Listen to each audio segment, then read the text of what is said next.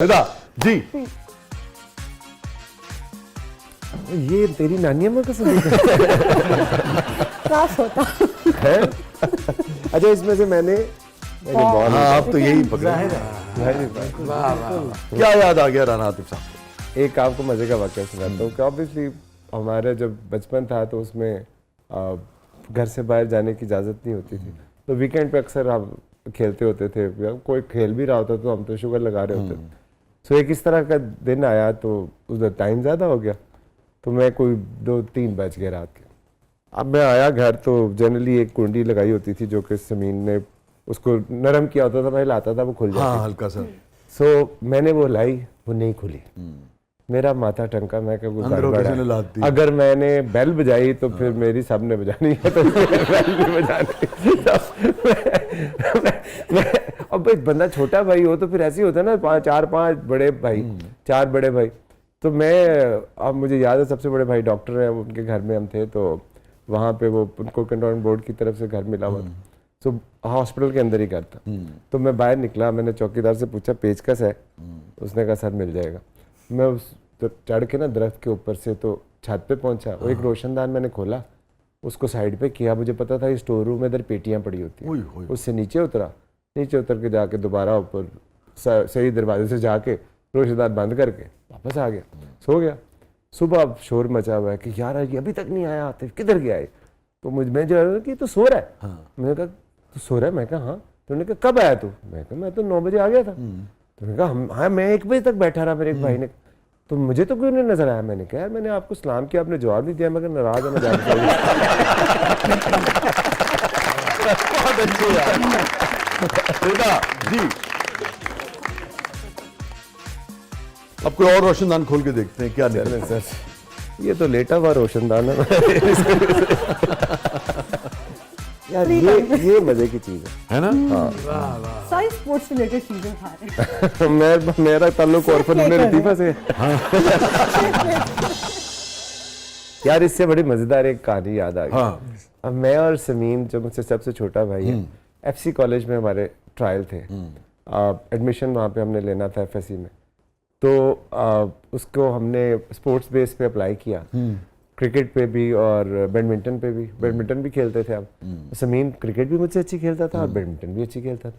सो वो क्रिकेट में उसका नाम ऊपर आ गया, मेरा नहीं आया। तो बैडमिंटन में अब सेमीफाइनल का मुकाबला और मेरी और उसकी टाई पड़ गई, अब दोनों में से एक ही ऊपर जा सकता था। तो अब पहला सेट तो उसने मुझे मारा, अगले मैंने से कहा भाई तू तो उधर से आ रहा है, मुझे प्लीज जीतने दे। तो वो मेरी खातिर वो मैच वो हार गया। और उसके बाद फिर मैं खैर फाइनल हार गया। ये बताइए कि ये हमारी इतनी आपको पाकिस्तान से, पाकिस्तान की यूथ से, खेलों से मोहब्बत है, क्रिकेट के लिए बड़ा कंट्रीब्यूशन है आपका, सब टीमों का है, आपका भी उसमें बड़ा हिस्सा है। हॉकी के रिवाइवल के लिए कभी सोचा आपने? ये अभी मेरे जहन में बिल्कुल ये बात आई है कि आप जैसे आदमी को इस पे हम ये रिक्वेस्ट कर सकते हैं कि तवज्जो देनी चाहिए, कितनी अभी भी कितना पोटेंशियल है हमें। वैसे भाई बहुत पोटेंशियल है पाकिस्तान में हॉकी पे। मसला ये है कि हॉकी की इमोशनल अपील है, फाइनेंशियल अपील नहीं है। तो उसकी फाइनेंशियल अपील क्रिएट करने के लिए हमें वो माहौल बनाना होगा। देखिए जो स्किल होती है ना, जो टैलेंट होता है ना, वो आपके इन्वायरमेंट का नतीजा होता है। आज आप इस मुल्क में 2000 सिनेमाज बना दें, 5000 सिनेमाज बना दें, आपकी फिल्में जो है हॉलीवुड बॉलीवुड को कम्पीट करना शुरू कर देंगे। इन्वायरमेंट क्रिएट कर। सो हमने वो इन्वायरमेंट ख़त्म करके, दूसरा एक बहुत इंपॉर्टेंट चीज़ है किसी भी मुहज़्ज़ब माशरे में कि जो स्पोर्ट्स होती है ना, उसके 2 तरीके होते हैं। या तो वो एजुकेशन बेस होती है जिस तरह नॉर्थ अमेरिका में, या वो कम्युनिटी बेस होती है जिस तरह यूरोप में। हम उल्टे पैदा हुए। नीचे आतिफ राना उठा, उसने अपनी विकेट बनाई, ऊपर लिखा आतिफ राना क्रिकेट क्लब या हॉकी क्लब। अब उधर से कोई बच्चा खेलता है नहीं खेलता, वो जिसको मर्जी रखे, वो जवाब देनी है। कोई आतिफ राना क्रिकेट क्लब जीत जाए, किसी को क्या फर्क पड़ता है या हार जाए। नीचे आपने ये बनाया, ऊपर सुई गैस बना दी। या तो सुई गैस की जीत से मेरी गैस फ्री हो जाए तो फिर तो मेरा इंटरेस्ट है। तो हमने कभी उसको कम्युनिटी के साथ अटैच नहीं किया। और ना ही अब ये पहली दफ़ा PSL आपने देखा। और जब पाकिस्तान सुपर लीग जब शुरू हुई तो पूरी कौम जुड़ती है उसके साथ। जब लाहौर खुदा न खास्ता हारता है तो 3 करोड़ लोग गालियाँ निकालते हैं कि यार ये क्या किया है, क्यों हार गया, मतलब गुस्से में उस तरह करते हैं, प्यार तो वो करते हैं। सो हॉकी का भी मैंने जब प्रेशर है ना उसका, ऐसे सर हॉकी का मेरे पास एक सोच थी। मैंने उसमें सोचा कि यार हम ना, जिस तरह मैंने क्रिकेट में प्लेयर डेवलपमेंट किया है, मैं हॉकी में करता हूँ, लेकिन उसके लिए ऑब्वियसली आपको एंड टू एंड सोल्यूशन चाहिए। क्रिकेट में मेरे पास एंड टू एंड सोल्यूशन है कि जब हारिस को हमने तैयार हुआ, ऑस्ट्रेलिया गया, सब कुछ किया, हमारे PSL खेला, उसको किसी ने घास नहीं डाली। फिर उसको बिग बैश में जब खिलवाया तो वहां से वो निकल के फिर पाकिस्तान टीम तक पहुंचा। तो हॉकी में मेरे पास ऐसी कोई चीज़ नहीं है, तो उसको मैं क्रिएट करना चाहता हूं कि जिस तरह लाहौर कराची की जो राइवलरी है ना, उसको मैं इनकैश करूं और क्रिकेट का तड़का हॉकी में लेके जाऊं, ताकि आई बॉल्स आएंगे तो ऑब्वियसली आपका स्पॉन्सर आएगा तो प्लेयर्स की हालत बेहतर होगी। सो मेरा प्लान ये है कि इन 2 शहरों में करवा के उसके बाद आप इनके जो बेस्ट ऑफ द बेस्ट 16, 17, 20, 25 लड़के आप सिलेक्ट करेंगे और 8 महीने एक इनक्यूबेशन सेंटर में उनका रहना, खाना, पीना, everything will be monitored, judged and groomed।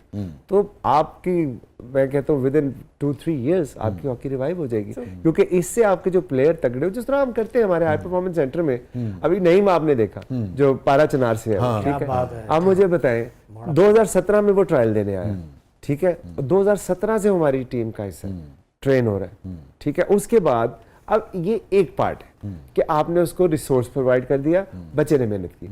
दूसरा पार्ट जो है ना वो बहुत क्रिटिकल है और वो बहुत ज्यादा जो है ना, उसको आप कहें कि मुश्किल है करना, और वो है कि शोकेस करना, हाँ, इतने बड़े स्टेज पे। और फिर एक और पार्ट भी है जो बिलीवेबिलिटी के बगैर नहीं हो सकता, कि ट्रस्ट करना। आपने कहा ना मैं क्यों आपके हर बात पे ट्रस्ट करूं, मजबूरी है, सामने नहीं, वो दूसरी बात तो वो बेतुबारी वाला है तो बात। अब जब वो शोकेस किया तो उसने कहा, पूछा उससे समीन ने या शाहीन ने कि कितने स्कोर करोगे, उसने कहा 100। तो उन्होंने कहा नहीं 10 चाहिए, अगर तू 10 कर लेगा ना हमारा 100 है। वो 10 भी नहीं कर सका, उसने 8 किए, ठीक। अगले 3-4 मैचेस में वो नहीं परफॉर्म कर सके। पूरे सोशल मीडिया, हर जगह आपके मीडिया पे बात चल रही है कि ये कर ले हैं, ये क्या कर रहे हैं, और लाहौर का नाम, और फिर उन्होंने फिर आना और मैच फिक्स किया और भेज देंगे। अच्छा, हमने उसको कहा कि बेटा एक मैच तू बाहर बैठ के भी देख। जो टीम ने कहा ऑब्वियसली मेरा तो कोई लेना देना नहीं है उनके साथ। उन्होंने एक बार बाहर बैठाया उसको, उसे कहा तूने बाहर बैठ के देख लिया, अब चल बाकी के मैच तू खेलेगा और सारे अंडे का तू ही खेलेगा। वहां से वो बच्चा निकला जैक्स कॉन्फिडेंस, और फिर आप देखें कि प्ले ऑफ और सारा कुछ। ये जो साथ खड़े रहने वाली पॉलिसी है, इसमें आपका कितना दखल होता है, और ओवरऑल आप के जो डिसीजन मेकर्स हैं, जो टेक्निकल चीज़ों को देखते हैं, उनका कितना दखल होता है कि नहीं हमने तय किया, हमने सोचा, हमने सिलेक्ट किया, अब हम साथ खड़े हों? मेरे पे अगर होता ना तो मैंने पुट्टी कलंदर बना दी।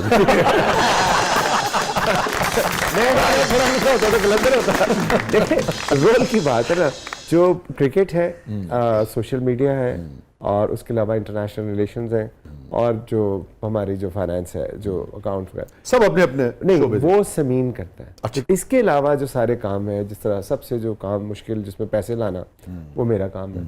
स्पॉन्सरशिप लेके आना, PR बनाना, ब्रांड क्रिएट करना, और सारे लोगों को साथ लेके चलना, और इस तरह के इनिशिएटिव्स लेके आना, बाकी सारे काम। तो मेरा काम है एक प्लेटफॉर्म बना के बच्चों को दे के, फिर ये सिलेक्शन शाहीन और समीन की, वो फिर उनका। अच्छा, अब ये बताइए कि हमने ये मॉडल देखा, ख़ासतौर पे हमारे सामने ये 10 साल है ना, और उन 10 साल में इब्तदाई 4-5 साल भी हैं जिसमें ये वाली बात कि सारी दुनिया कहती थी कि वो इनको तो पता नहीं है, ये ठीक नहीं कर रहे, फलाना नहीं कर रहे, खेल तमाशे कर रहे हैं। मगर आप लोगों ने तय किया कि नहीं, ये लोग हैं, हम समझते हैं परफॉर्म करेंगे, ये डिलीवर करेंगे, और आज नहीं तो कल इनका दिन आएगा, और आप साथ खड़े रहे।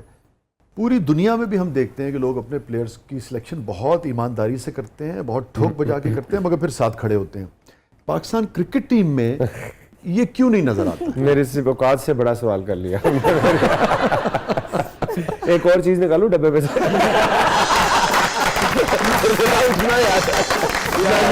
गोली में ज्यादा बेहतर है। सारी दुनिया पे बात समझ आ रही है, पाकिस्तान क्रिकेट देखिए एक क्यों नहीं समझ, एक चीज और क्या दें आपको?